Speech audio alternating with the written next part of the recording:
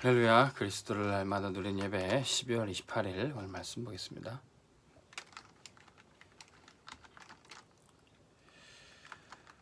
오늘 말씀 제목은 오직을 발견하랍니다. 오직을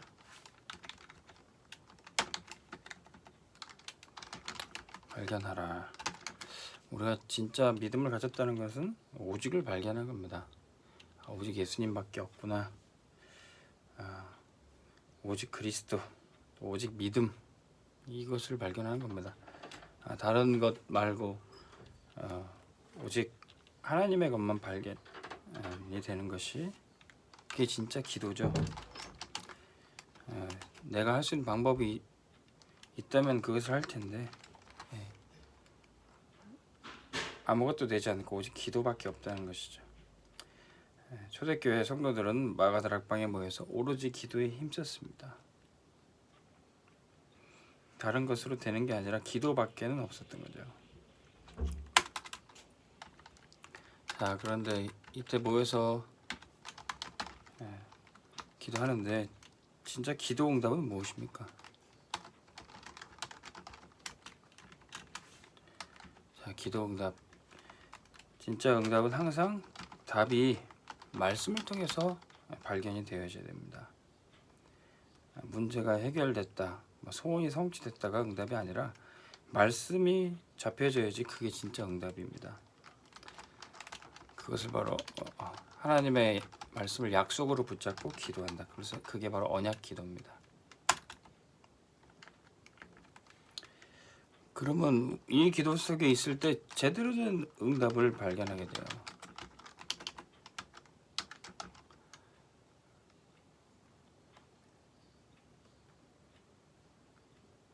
이 응답, 이 발견이 돼야 진짜 계속 응답을 누릴 수가 있습니다. 그게 바로 예배의 기도입니다. 열심히 기도했더니 병 고침 받았어요. 근데 이제 두 다리가 멀쩡해져서 세상 돌아다니면서 하나님을 떠났다. 그건 진짜 응답이 아니죠. 열심히 기도했더니 사업이 성공해졌어요. 엄청난 부자가 돼가지고 나중에 또 타락해서 로또가 됐어요. 오히려 더 믿음을 잃어버렸어요. 그건 진짜 응답이 아닙니다. 올바른 응답은 내가 하나님을 예배하는 자리로, 또 하나님께 예배하는 사람으로 세워지는 거, 그게 진짜 응답입니다. 그러면 이 속에서 우리가 참 행복한 시간을 갖게 됩니다. 다 함께 드린 예배뿐만 아니라 나 혼자 있어도 하나님 앞에 시간을 정해서 기도하는 이 정시기도, 이게 진짜 행복이죠. 사람에게 보여지는 게 아니라 하나님 앞에 은밀하게 조용히 나가는 시간, 이게 진짜 나의 영적인 힘이 되고 행복이 되는 겁니다. 그러면 이 시간을 갖다 보면 내가 바라지도 않고 기대하지도 않았던 큰 응답이 오게 됩니다. 그것은 뭐냐? 아무것도 안 해도, 심지어는 병이 있어도, 그리고 기도해도 병이 낫지 않아도, 돈이 없고 가난해도 24를 누릴 수가 있어요. 요셉이 하나님과 함께함으로 형통하더라. 형통이 응답이 아니라 하나님과 함께하는 것이 큰 응답입니다. 그게 24 누려지는 거죠. 그럼 이때 사람의 힘이 아닌 진짜 하나님의 능력이 누려지게 되는 겁니다. 그걸 25 기도라고 합니다. 25는 사람의 시간표가 아니죠. 하나님이 준비하신 시간표입니다. 자, 그리고 나서는 잠깐 있다가 사라지는 응답이 아니라 영원한 응답이 남게 돼요. 그걸 보고 우리는 미래를 준비하는 기도라고 합니다. 내 문제 조금 해결하는 정도가 아니라 시대를 살리고 교회를 살리는 응답, 나라까지 살릴 수 있어요. 아니, 저게 어떻게 저런 일이 일어날 수 있습니까? 절대 불가능한 것처럼. 로마 황제 10명이 일어나서 초대교회를 핍박하고 복음을 막았는데 나중에는 복음 앞에 로마가 굴복하게 되는 겁니다. 초대교회 모든 성도들은 증인이 되었고 증인 기도 속에 있었어요. 자, 우리는 이 기도 응답을 누려야 되겠습니다.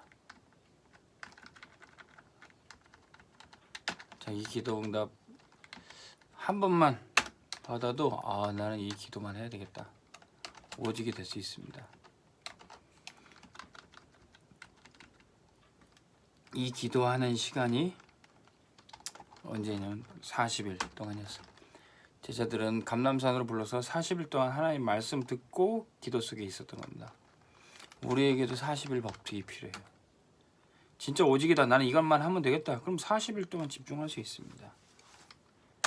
성경에 40이란 숫자는 꼭 40일이다.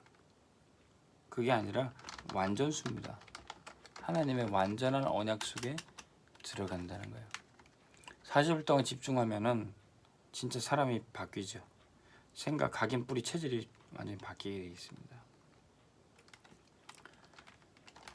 많은 사람들이 집중하다가 실패하는 이유가 심심풀이로 하게 돼요. 사람들이 나른해지고 예배 드리다 어떤 분들은 예배 잘 드리다가도 또 세상으로 빠져나가고 또 혼자 말씀 집중 잘하다가도 또 돌아다니는 분들은 이제 이 심심함을 해결하지 못해서 그렇습니다. 이 심심풀이가 사실은 굉장히 우리에게 영적인 큰 적이죠. 우리가 쉽게 조금 간과할 수 있는 영적 문제가 바로 이 심심풀이에요. 다윗이 그렇게 하나님을 예배하고 그렇게 성령님들을 받았던 다윗이 심심한 가운데 있다 갑자기 밧세바를 통해서 이제 범죄하게 되죠.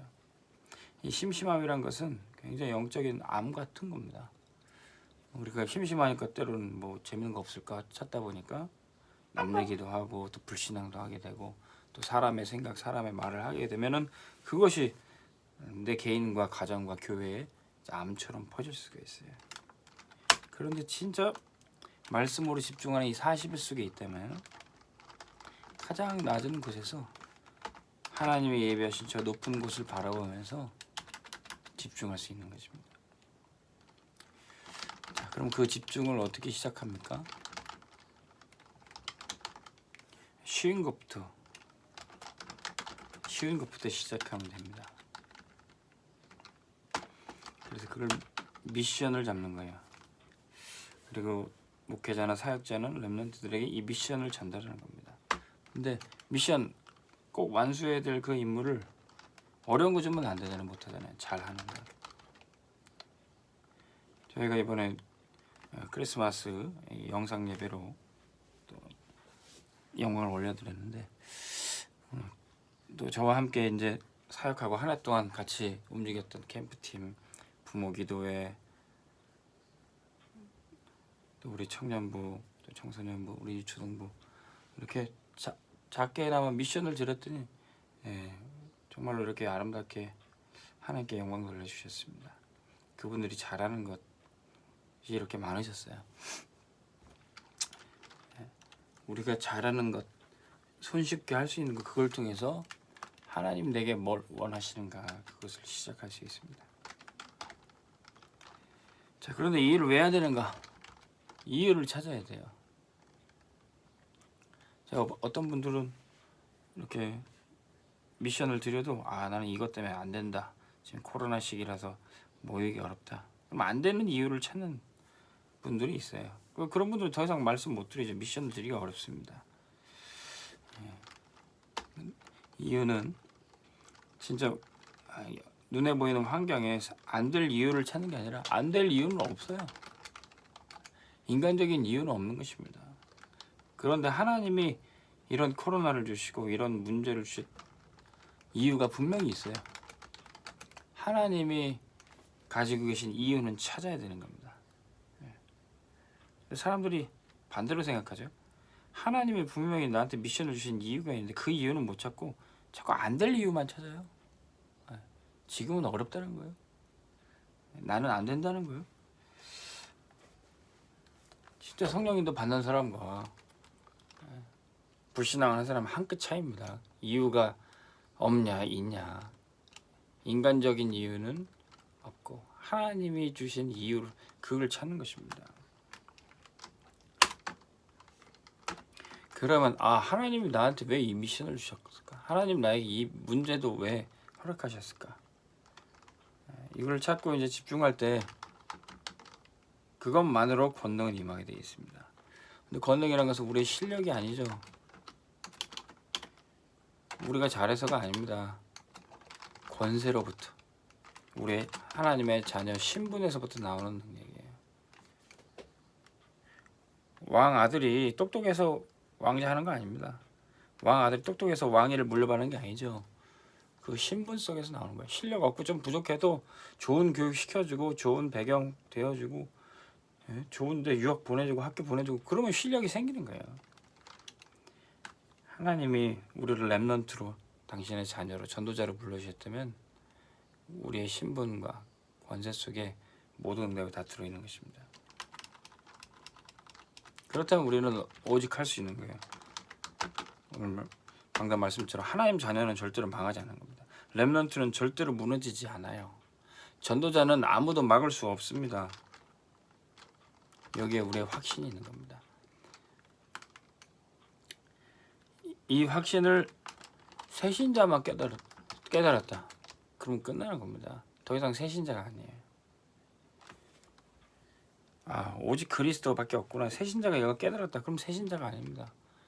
그때로부터 바로 헌신할 수 있는 헌신자가 될 수 있어요.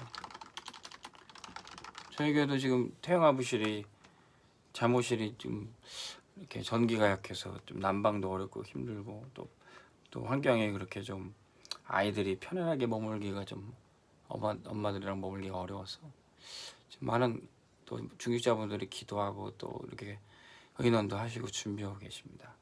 근데 여기에